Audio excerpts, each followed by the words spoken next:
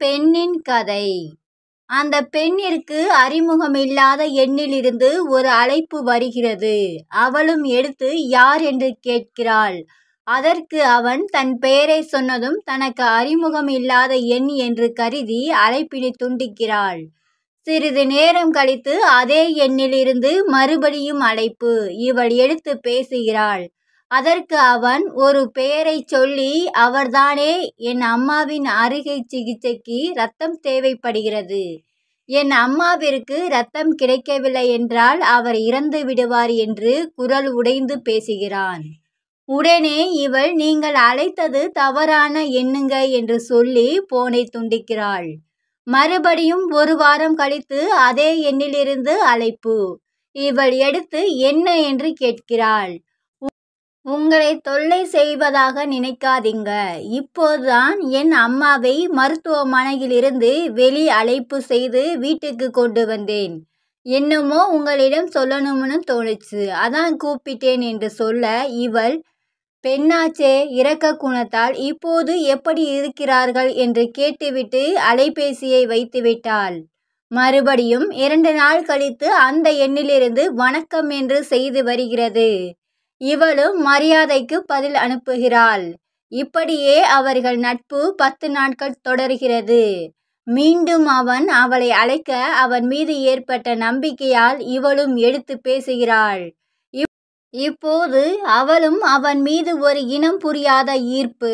இருவரும் சமூக வலைதளங்களான முகநூல், கட்செவி, அஞ்சல் என்று தங்கள் காதலை பலப்படுத்துகிறார்கள். இவளும் அவன் மீது ஏற்பட்ட குருட்டு நம்பிக்கையால் தன்னை விதவிதமாக படம் எடுத்து அவனுக்கு அனுப்புகிறாள். திடீரென்று ஒரு நாள் அவன், எனக்கு உன்னை நேரில் பார்க்கணும் போல் இருக்கு என்று கெஞ்சுகிறான். மறுநாள் தன் தோழியின் திருமணத்திற்கு செல்வதாக கூறிவிட்டு அவனை சந்திக்க இவள் செல்கிறாள். அந்த தொடர்வண்டி நிலையத்தில் கடைசி நடைமேடையில் நின்ற தொடர்வண்டியில் இருவரும் சந்திக்கிறார்கள். அவனை பார்த்ததும் உணர்ச்சி வசப்பட்டு இருவரும் கட்டி தழுவி அன்பை பகிர்கிறார்கள். தொடர்வண்டி சிறிது தூரம் சென்றதும் கண்ணாடிகள் அடைந்த அந்த குளிரீட்டு பெட்டியில் தனிமை அவர்களை தவறு செய்ய வைக்கிறது. அன்று முழுவதும் இருவரும் நெருக்கமாக இருந்துவிட்டு இரவு அவரவர் வீட்டுக்கு திரும்புகிறார்கள். மறுநாள் அலைபேசி வரவில்லை. இவளும் அதை ஒரு பொருட்டாக நினைக்கவில்லை. 3ஆம் நாள் அலைபேசி வருகிறது. அவன் சொல்கிறான், எனக்கு வெளி மாநிலத்தில் வேலை, அதனால் இடையிடையே பேசுகிறேன் என்று. இந்த அப்பாவியும் சம்மதிக்கிறாள். இப்படியே அலைபேசி வருவது சுத்தமாக நின்று போகிறது. திடீரென ஒரு நாள் இரவு ஒரு அழைப்பு. இவளும் அவன்தான் அழைக்கிறான் என்று பாய்ந்து ஓடி எடுக்கிறாள். எடுத்தவள் ஏமாந்து போனாள். ஆம், அது ஒரு புதிய எண். இவளும் அலைபேசியை எடுத்து யார் என்று கேட்க, எதிர்முனையில் இருந்தவன், என்னை தெரியலையா, நான் உன் பள்ளி பருவ வகுப்பு தோழன் என்று தன்னை அறிமுகப்படுத்தி கொண்டு மேலும் தொடர்கிறான்.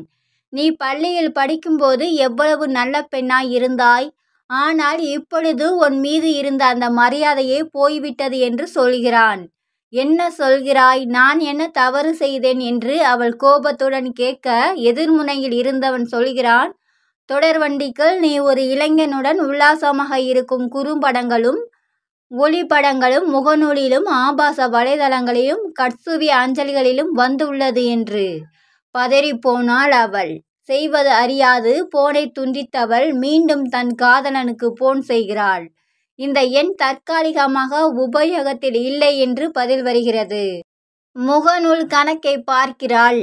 முகநூல் கணக்கையும் காணவில்லை. அப்போதுதான் தெரிகிறது தான் ஏமாற்றப்பட்டோம் என்று அவளுக்கு. அவமானம் தாங்காமல் ஊருக்கும் ஊர்வாய்க்கும் பயந்து தன்னுடைய துப்பாட்டாவை எடுத்து மின்விசிறியில் மாட்டி தன் வாழ்வை முடித்து கொள்கிறாள். மறுநாள் இவளுடைய அடக்கம். ஊரே திரண்டு இவளுக்கு கடைசி காரியங்கள் செய்து கொண்டு இருக்கையில் வேறொரு நம்பரிலிருந்து வேறொரு பெண்ணிற்கு போன் வருகிறது. அவள் எடுக்க இவன் சொல்கிறான், என் அம்மாவிற்கு ஆப்ரேஷன், ரத்தம் வேணும்.